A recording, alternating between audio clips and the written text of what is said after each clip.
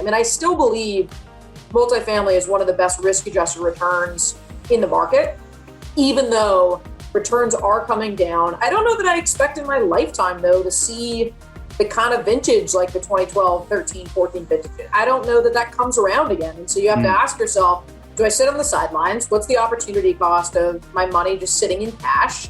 Or am I comfortable with lower returns because the risk profile has gone down? The risk profile has gone down because there's more capital in the market, and so there's more liquidity in the market. You just have to weigh that, and that's kind of up to each individual investor to make their own decision.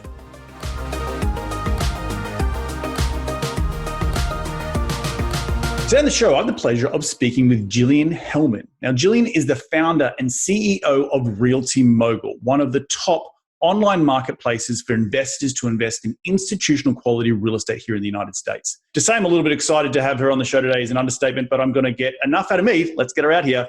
G'day, Jilliene. Welcome to the show. How are you doing today? Thanks so much, Reed. Excited to be on with you. It's awesome to have you. And I want to start the conversation like I start every episode. Rewind the clock and tell me how you made your first ever dollar as a kid. This one's kind of embarrassing, but I love the question. So I was an extra in a Ken Griffey Jr. baseball commercial. And that was the first, I got paid to be an extra. I mean, who could believe? I was probably like, 5 or 6 years old. Why I was an extra on a Ken Griffey Jr. baseball commercial, I have no idea. And that was my only foray into the acting world. But that is how I made my first ever dollar, was an extra on a commercial. Well, I will say that is the most interesting response I've ever had. Everyone's like mowing lawns and selling lemonade. And I'm just like, yeah, who cares? Like, if you say lemonade or lawns, I'd be like, okay, the show's over. But no, that's incredible. So you're an extra in an ad. Were your parents involved in the Hollywood scene too? No, not at all. I think that like one of my close friends got asked to do it and then asked if she could bring me along, and then they threw me in the scene. It was something like that. So very random. And, I'm not a childhood movie star by any stretch of the imagination. I can't even find the commercial. In my adult life, I've never even seen it. So if someone wants to try and find it and dig it up and send it to me, I'd love it. But I don't actually know, where it is out in the ether. That's a challenge. I think that's a challenge for people to get over and start Googling. But that's an incredible story. But now walk us through how you've created. Now, for me personally, I know RealtyMogul really, really well. It's been one of the early adopters of crowdfunding. But I want to know the story before RealtyMogul. How did you get involved in wanting to be your own CEO, your own entrepreneur? Did you have a career beforehand? What was that like for Jilliene Helman? Yeah, I grew up in a very entrepreneurial family. So my dad's an entrepreneur. My mom had entrepreneurial, business pursuits. I have multiple siblings who are CEOs of, their own companies and their own endeavors. And so I really learned about business like at the dinner table. I'm the youngest in my family. I'm the youngest of 7. So I have 6 brothers and sisters, and we talked a lot. We talked a lot about business. My dad would come home and talk about what was going on with his company. And I always knew that I wanted to do something, in business. I went to business school at Georgetown, came out of there, and I went to work in banking. So my first career kind of before RealtyMogul was in banking, worked in strategic planning, worked in marketing, but spent the majority of my time in wealth management. So working for, wealth management firm, working with high net worth individual clients, in addition to some nonprofits and endowments. And the wealthiest clients were real estate investors. And I'd grown up in a real estate family. My grandfather developed property in Los Angeles. My mother was in luxury residential real estate. And my father owned commercial and office real estate through his businesses. So I knew about real estate, kind of going back to the dinner table, and found that our wealthiest clients were real estate investors. Always had a passion for real estate. And so when the Jobs Act came out in 2012, and I read through sort of crowdfunding, which was the first change to the securities laws in, decades upon decades upon decades, I didn't want to apply to startups. I didn't want to apply to small businesses, but I thought, could you apply this to real estate? And when I got sort of the answer on the regulatory front of, yeah, you could, there's nothing limiting your ability to do that, I quit my day job and I launched RealtyMogul in earnest. But let's talk about the Jobs Act, because I've had a lot of people on here talking about crowdfunding. And as an outsider, right, I'm just going to put my hand up. Sitting in 2021, so 9 years later, since the Jobs Act, when I first moved to the United States, I saw a lot of quick come to market, you guys who are like, we're going to raise money and be real estate crowdfunding. I feel as if a lot of those pretenders have gone away, but yet RealtyMogul has seemed to have stayed the distance. Why is that? And you want to talk a little bit about how you've stayed the distance with so much turbulence in and around online crowdfunding? I think in general, people struggle with a long-term mindset.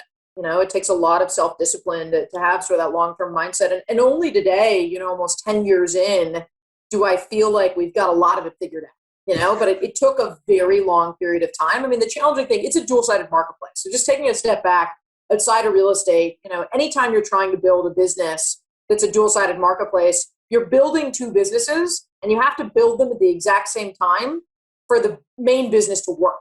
Right. And so I was incredibly naive when I started the business. Knowing what I know now, I would never build a two-sided marketplace. I would go build, one product, one company, one customer, because it's really double the effort and double the work and double the failure rate. Right. And so I'm not surprised that a lot of companies that try to jump into this business have struggled to, complete their destiny, if you will. So you're building two businesses at once. On one side of the marketplace, we've got these real estate companies.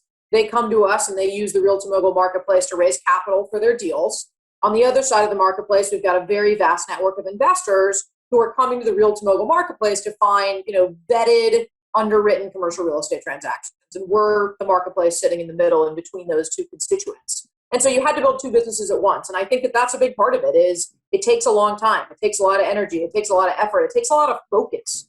We as a business have continued to just narrow our focus. In the early days, we had a lending business and an equity business.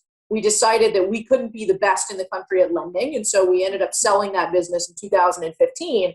And we said, but we can be the best in the country at, medium balance or small balance equity.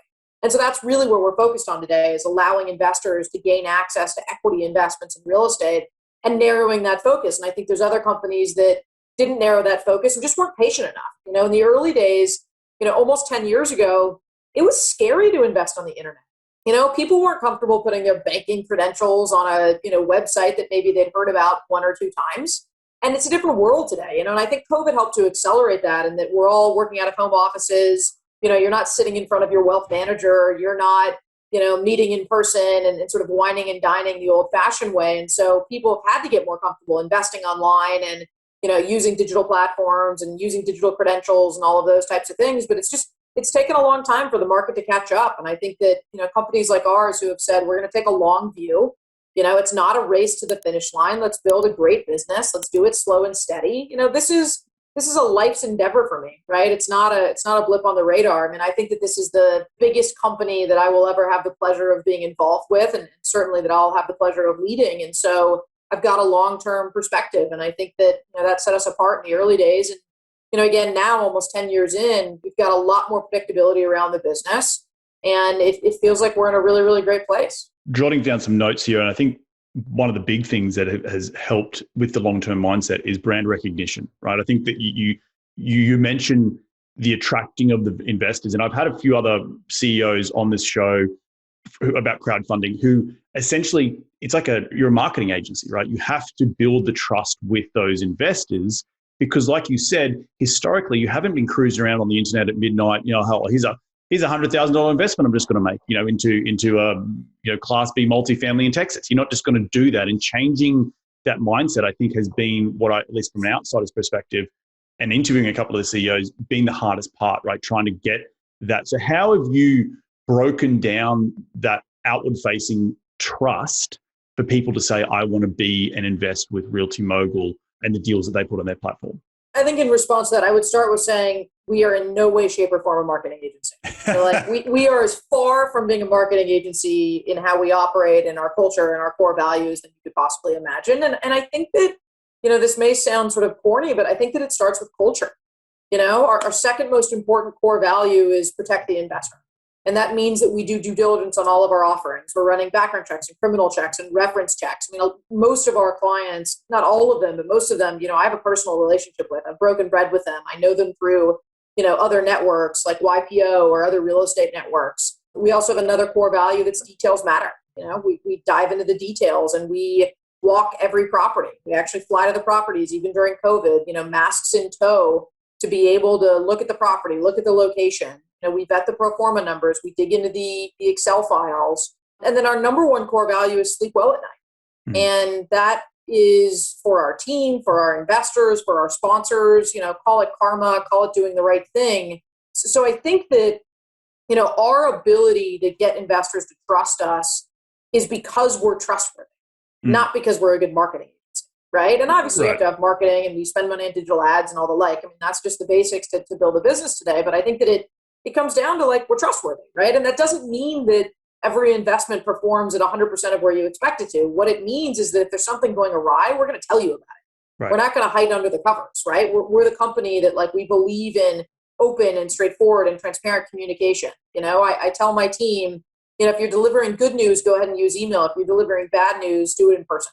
Mhm. Right. And it's been more challenging, obviously, during COVID, but like, we're not afraid to have those conversations. And so I'd say we earn the trust of people by being trusted. I completely agree with that. And I think what my sentiment was talking about in the early days, trying to educate people in a way using marketing to say, this is what the new future is, because so many people were coming away from that mano a mano, breaking bread. This is how deals are done. This is how real estate's done. And then bringing it to an online platform was like, what?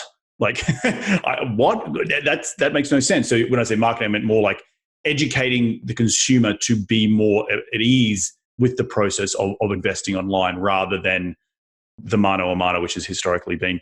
What has been some of the challenges of starting, being a CEO of a crowdfunding platform over the last 10 years? Looking back, what do you think has been the number one or a handful of challenges that you have faced and come out the other side okay? Yeah, I think the biggest challenge, it kind of relates back to what I was sharing earlier, of like, you're building two businesses at the same time. And so keeping supply and demand in balance is very, very hard. Even today, nearly 10 years later, I mean, it's very challenging because you've got reputational risk on both sides, right? When investors come to the marketplace, you want there to be high quality product, but we don't want to put up, transactions that we haven't vetted and that we don't think are high quality. And then on the flip side, when real estate companies come to us to use the marketplace, we need to make sure that we have enough investors, right? And so It's how do we grow the relationships with the real estate companies at the same speed as the relationships with investors? And you kind of got to just grow them both like this, very, very slowly. You can't leapfrog one, because if you leapfrog one, you're going to lose the trust of the other side. And so it's been very, very hard. And that comes down to all kinds of decisions. It comes down to how much money do we spend on marketing? Who do we hire, and what departments are we hiring in? How do we capitalize the parent company? How do we think about, using our own balance sheet to capitalize transactions to make sure that our sponsors have certainty of capital? And so I'd say that's been really challenging. And it's still challenging today. And we just try and do the best that we can. And again, it goes back to being really transparent and upfront with people, right? And if that's on the investor side, like I'll give you an example. We never used to do development transactions. So prior to COVID, we really felt like it was not the right time to do development because we were worried about there being another downturn. And when you get caught, in another downturn with a development transaction, it's not a good thing. And we felt like we really had to protect investors and really just said, we're not going to do any development on the platform. Now, post-COVID, we actually are pretty bullish on development from an investment thesis perspective, because we believe that there's going to be less properties that get built, and that properties that deliver, late 2022, early 2023 are going to have strong absorption kind of coming out of COVID and sort of the resurgence of the economy. And so there's been an educational process there with investors of like, look, these are riskier deals, right? We're allowing them on the marketplace. We're working with people that we think are high quality. We're still walking the land and making sure that, we believe in those locations, but they're higher risk, right? You're not suddenly having the potential to earn double-digit returns with less risk. That's just not the reality. So there's been a huge educational piece around that. And that's been challenging too, right? To be able to be sort of the voice of the investor and do that in a way that treats the investors as smart, intelligent decision makers, which they are, right? Like our investors are incredibly sophisticated. They're incredibly smart. And we want to also be a gatekeeper to make sure that they're not even seeing stuff that they shouldn't waste their time on. Right. And so that's been a hard balance to play, because the reality is when you have, we've got 220,000 investors on the database today, right? There are plenty of people in that database that, can and should be investing in development deals because that is a fit for their risk profile. And there are plenty of people in that database that never should touch a development deal because it's not appropriate for their risk profile. And they have to make that decision, right? We don't make that decision for them. We're not their investment advisor. They really have to make that decision themselves. But what we can do and what we feel very strongly about doing is educating them, right? And educating them on what are the risks and is this the appropriate risk for, my investment profile? And they have to make the ultimate decision. But that's been challenging too, kind of playing that middle ground, if you will, of what's appropriate, what's not appropriate, when the database gets so big that there's a subset of people that it's totally appropriate for and a subset of other people that it's totally inappropriate. And I completely agree with that. You have to split the herd up of who is going to be in certain deals and who won't be in certain deals. My question to you next is, given what you've seen over the last 10 years, you've vetted a lot of deals. Obviously, deals have started, particularly in the historical multifamily space, deals are starting to get thinner.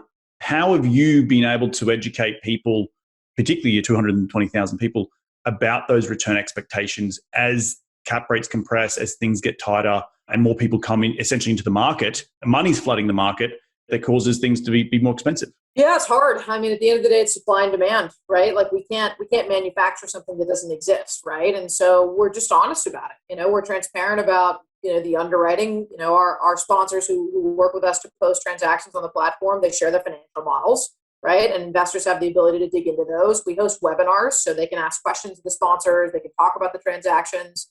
And we're writing thought leadership pieces, right, about what's going on in the world, what the impact of inflation is, what the macroeconomic risks are, what the micro market dynamics are. So there's, a lot of education. And, there's some investors who are going to opt out of investing, right? There's investors, I think you're going to ask me later about like a mistake, but a funny mistake that maybe isn't funny, but is in 2012 when we started the company, we should have bought everything.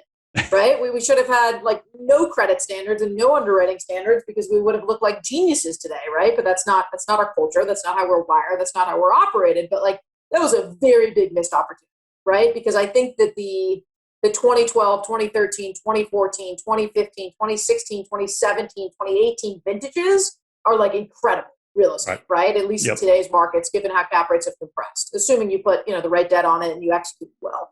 And so I think that that's just the reality is we try and educate people. Some people are going to opt out. Some people are going to opt in. We've got folks who, made multifamily investments with us from 2012 on, and now they're only investing in, office, retail, and industrial deals because they feel like the cap rates have compressed to a place that they're not comfortable. We've got other people who, are investing in multifamily deals where 2 years ago that may have been a 16 or 17% projected return, and today it's a 14, 15, and they're comfortable with that, right? Because they think to themselves, where else am I going to potentially make, 13 or 14, 15% in a risk-adjusted place like multifamily? I mean, I still believe multifamily is one of the best risk-adjusted returns in the market, even though cap rates are compressed, returns are coming down. I don't know that I expect in my lifetime, though, to see the kind of vintage like the 2012, 13, 14 vintages. Like, I don't know that comes around again. And so you have to ask yourself, do I sit on the sidelines? What's the opportunity cost of my money just sitting in cash? Or am I comfortable with lower returns because the risk profile has gone down? The risk profile has gone down because there's more capital in the market, and so there's more liquidity in the market. You just have to weigh that, and that's kind of up to each individual investor to make their own decision. No, you bring up a really good point of that compressing return, and people. I talk to a lot of investors, and some of them not so educated, but not so much. But they're having this fantasy that it's got to return to those days of 6-7% cap rates in multifamily. And I know we're going to talk about something you're really passionate in a minute, but with getting back to supply and demand, when the housing crisis in the United States and across the world, there's a housing crisis in most Western countries, that we can't build it fast enough at affordable rates, that it's still very, very attractive for the person who is renting. And thus, as you talk about risk-adjusted returns, it's still a good return at 12 to 14% compared to where you were maybe 16, 17, 18%. And I think there's just been a big shock in the average retail investor, at least in my experience, to try and recalibrate that and still think this is a good return. And I understand why. And I think that's, as an operator myself, as someone who's constantly communicating with investors, making sure that they understand the why behind it. It's not just this is a more riskier deal because the returns are lower, and then being transparent. So, but with that being said, we're talking about affordable multifamily, affordable housing, I should say. In the green room before we press record, you mentioned some of your biggest passions are affordable housing. So do you want us to maybe start from the top for those people who aren't as familiar with what's going on in the United States today, with who aren't struggling to keep a roof over their head, but what are the factors affecting affordable housing and how we can make it better? If you have any thoughts on that, because it's obviously a big question. Yeah. I mean, look, I guess just taking a step back, it's really more of an emotional one than a financial one. But like, I can never imagine not having a roof over my head, right? And the homelessness situation in our country has just gotten so atrocious. I everywhere I go, I see people who don't have a roof over their head. It just like makes me sad. If we just call it out emotionally, it makes me very sad. And so I've gotten very passionate about affordable housing. In addition, financially, I think it's a great financial instrument, right? I think that they're not making any more affordable housing. It doesn't make sense to build, right? So if you're going to build, you're going to build Class A because you look at the cost of land, the cost of construction, the cost of raw materials like lumber, and you just can't build affordable housing without subsidies, right? Without tax abatements, without subsidies from the government, without, a church donating land as an example, which is a deal that we saw recently. But I just fundamentally believe that people deserve a roof over their heads, right? And so I feel passionate about that. And I feel passionate about it being a good risk-adjusted return for investors as well. We actually, in investment committee, I just came straight from investment committee into this meeting, and we were talking about an affordable deal. It's an affordable deal in Dallas under Allura, built in 2005. And, our CEO, we were debating the pros and cons of it. And our CIO said, the one thing I can tell you about this property is that rents are never going to go down. And I can't say that of many properties, right? Of market rate properties. And and we've got, analysts on that and people that we're training up. And so we try and have kind of really robust conversations. We use it as a training ground in addition to just a ground of talking, very deeply about deals. And it's true, right? Rental rates are not going to go down in affordable housing projects, right? Because there's nowhere for them to go, right? There's nowhere for these people to go. There's just not enough supply in the market. And that's sad, right? Because we really should be able to take care of people who can't take care of themselves, or at least I believe that we should. And how you do that, I don't want to get in the political conversation, right? This isn't necessarily that there's a lot of different ways to fund it and to think about it, whether that's, private capital or public capital or otherwise. But I do find that, we've got a very wide divide between the haves and the have-nots in this country. And for those of us that are fortunate enough to, be able to help, I think that we should be helping. And so, I'm a big proponent of affordable housing, both from the emotional side and side. What are you doing with RealtyMogul besides obviously just offering the more affordable projects on the platform? Is there anything else that you're looking into in terms of being a thought leader, being a platform where people can invest in, going back to that education piece, to sort of combine the emotion with the financial? Yeah, look, the financial side drives it, right? For better or worse, money talks in our country. And so it's this belief of let's finance and fund affordable housing. Because if you can create more liquidity there, you can create more demand from the financial markets, and that helps. Right. And so I think that, there are platforms that will say, no, we're not going to do affordable housing, or we don't believe in it, we really deeply believe in it. So I think that we're trying to make an impact from the financial side to also destigmatize affordable housing. And, there's a lot of affordable housing across the country where you have sort of these slumlords, right? I won't go into an affordable housing deal where the business plan is to be a slumlords, right? We've done other affordable housing deals where we're building pools, we're building parks, we're building playgrounds, we're partnering with nonprofits to do resume training. We're putting in, free for the resident childcare so that they can work, a full workday when their kids are out of school, and sort of have coverage between that 2:30 and, 5 o'clock or 6 o'clock range. And so we've done and invested in a lot of projects like that. And I'm really, really proud of that. We run 2 public real estate investment trusts, and one of the independent board directors on our multifamily value add REIT is a woman named Flynn, and she's the CEO of a nonprofit that provides services for affordable housing. So they do a lot of those services that I just described, and we're really proud of that. We're really happy to be in partnership with her, and so we're trying to help where we can. But look, where we can is financially. We can fund these transactions, right? Because that's the business model, and that's what we do. And we're not going to fund a deal just because it's an affordable housing deal. That's not how we operate, right? If we go back to our core values, protect the investor is our core value. But at the end of the day, we think they're good financial instruments. We think we can help create additional liquidity. And through that, and through CapEx budgets, we can make these properties nicer to live, right? And a safe place. We've, looked at deals and done deals where, there's been shootings on the property. Right. And you need security, and you need to put fences up, and you need to put gating up, and you need to make it a safe place for people to live. And so we've, converted a lot of properties from places that I would say are, unsafe to safe. Right. And I'm really, really proud of that. And that's part of the CapEx budget. And again, that's accretive to the project. That's accretive financially. That is good for investors. But at the same time, we're helping to, change lives. And that's what could be better than that. Right. Make money and change lives. That's pretty cool. Couldn't have said it better myself. So, with your crystal ball, looking back at 2012 and you're kicking yourself, you should have bought everything under the sun. What's your crystal ball telling you moving forward in the next 10 years, or even short term in where we're at with interest rates and cap rates and all that sort of stuff? One of the key lessons that I learned, again, during COVID is the lesson of the micro market. And so I don't have a macro crystal ball, right? And what I mean by the lesson of the macro or the micro market rather is like different markets perform totally differently during COVID. You take a market like Utah where you actually had unemployment go down during COVID, right? And you take a market like New Jersey where unemployment, skyrocketed during COVID, right? And then you look at the micro markets in between all of those markets and like there's all kinds of craziness, right? You look at what's going on in, Dallas, Texas right now where there's huge population growth, tons of companies that are coming in and saying, that they're moving their headquarters there. And so you would think instinctually I should go buy office in Dallas. Well, we think office is oversupplied in Dallas. So we're not buying office in Dallas. Right. And so like there's all of these micro market considerations to be had. And so I don't have a macroeconomic crystal ball, but I think that the micro crystal ball is try and de-risk deals in any way, shape, or form that you can. Right. And one of the ways to do that today is to lock in interest rates.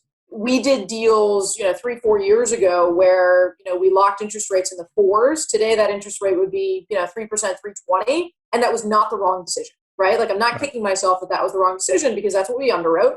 It underwrote to good financial returns and we de-risked it, right? At the time, we thought that interest rates were relatively low. Now, in hindsight, that was, not the right call, but it was the right call, right? Because of kind of that de-risking. So when I talk about de-risking, it's look at the supply and demand in the micro market. I'll give you another example. Tampa's hot, Florida's hot. We like Tampa a lot. And yet the new starts on new Class A multifamily are concerning to me, right? And I don't want to own 2010 product in Tampa right now because that's going to compete with this onslaught of new product and that could push rates down. Now, we're looking at a deal in Tampa right now that's 1984 vintage. I like that vintage. And there's no amount of new product that is going to impact the rental rates on 1984 vintage because it's a totally different tenant base, right? And so as you start to de-risk, it's like really understand the micro market, supply and demand of the micro market, the impact of financing, right? And it's not to say on the financing side that we won't use bridge debt and floating rate debt. We do a lot of deals with bridge debt and floating rate debt because we think that makes the most sense for the business plan. But there's a key decision to be made of when do you go refinance that? Do you refinance at month 24 because the renovations are done? Do you hold on until, month 36 until every renovation is done? Do you hold on even further until month, 48? In general, I'd rather de-risk the interest rate risk sooner. So, refi closer to month 24 than month 48. In general, again, it's sort of, you have to depend on the micro market. But that's what my crystal ball is, just try and de-risk by looking at the micro fundamentals and not the macro fundamentals, because I think that you get very lost today if you look at the macro. And there's so much nuance in real estate across markets. I completely agree. One of the big things that I learned when I first moved to the United States, particularly coming out of 2008, was the US, and this is as an international Australian reading the news, the US housing market, right? And the first thing I realized when I moved to the United States, there's over 400 MSAs in the United States. And within each MSA, there's a north, south, east, west, good side of the tracks, bad side of the tracks.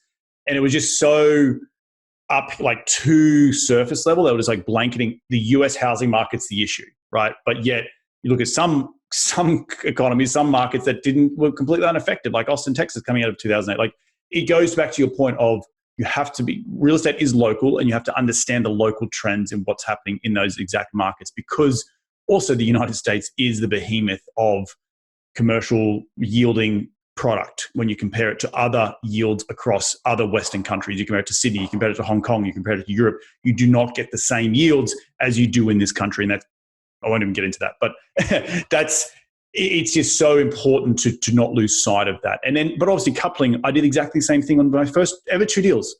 4.35%. I thought that was a smoking deal.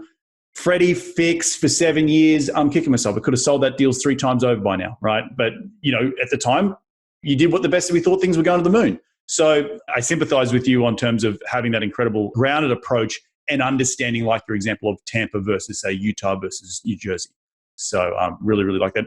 I guess as we come to the end of the show, what is the future for RealtyMogul moving forward? What's the future for yourself personally moving forward? And where do you see the company in 10 years' time? Yeah, we're going to continue doing what we're doing. We're slow and steady. Hopefully there's no surprises, right? Like if we're doing a good job, we're just going to continue to keep growing and, provide strong risk-adjusted return transactions to investors and work with great operating partners and, be in the real estate business.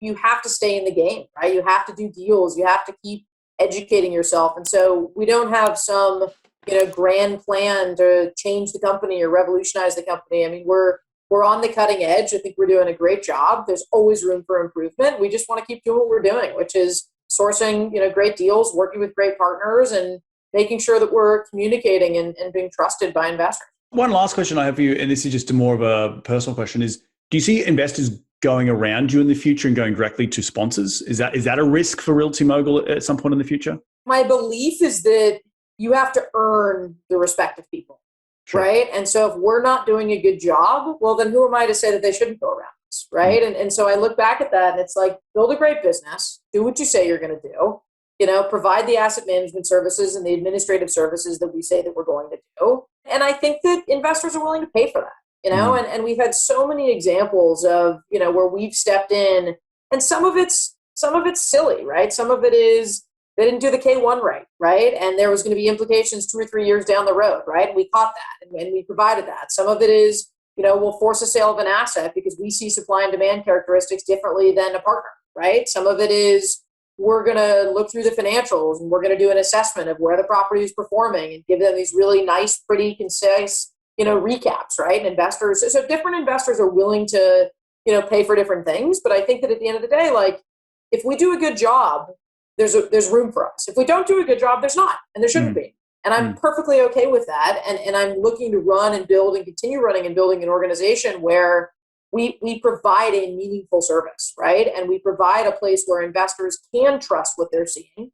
And investors, albeit, they still have to do their own due diligence. We don't know if it's appropriate, for their risk profile, for where they're at in their lives, all of those types of things. If they have, 7 kids or no kids and discretionary income or no discretionary income, that's not our position to say whether the deal is an appropriate deal for them. But again, I think if we do a nice job, that they won't. And if we don't do a nice job, then they will. Very self-aware answer. I like it. Look, Jilliene, at the end of every show, we like to go into the lightning round of the top 5 investing tips. You ready to get into it?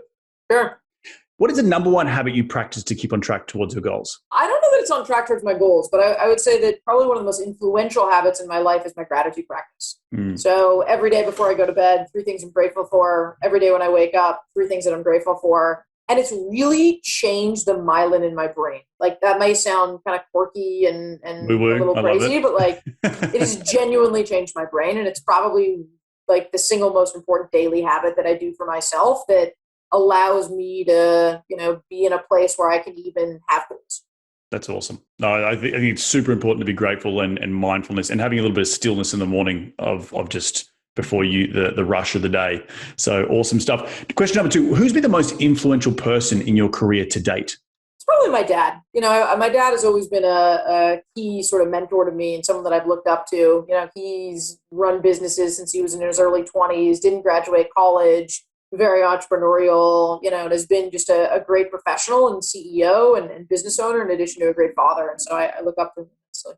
That's awesome. Well done, Dad. Question number 3 is, what's the most influential tool in your business? When I say tool, it could be a physical tool like a phone or a journal, or it could be a piece of software that you can't run the business without. What is it? I don't know, maybe strange answer, but I think it's my ears. I think it's listening, and like taking the time to listen and to seek input and to make sure that my team feels heard and to talk through deals. I mean, sometimes, our CIO and I will like sit on the phone together for 2 hours and just talk through deals.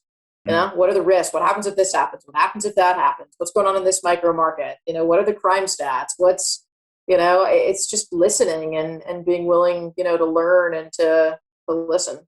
That's awesome. Maybe a corny answer. But no, corny, but I like it. Question number 4, in one sentence, what has been the biggest, I don't want to say failure, or mistake or lesson that you've learned in your career? And what did you learn from that mistake or failure? I mean, not investing more early on was probably the biggest one for us, to be totally honest. I mean, I look back now and it's like, we would have been such a different company if we, had moved faster and we put out more capital. And I was cautious, right? So I guess the lesson is be less cautious, although I'm not really wired that way. You don't strike me like that.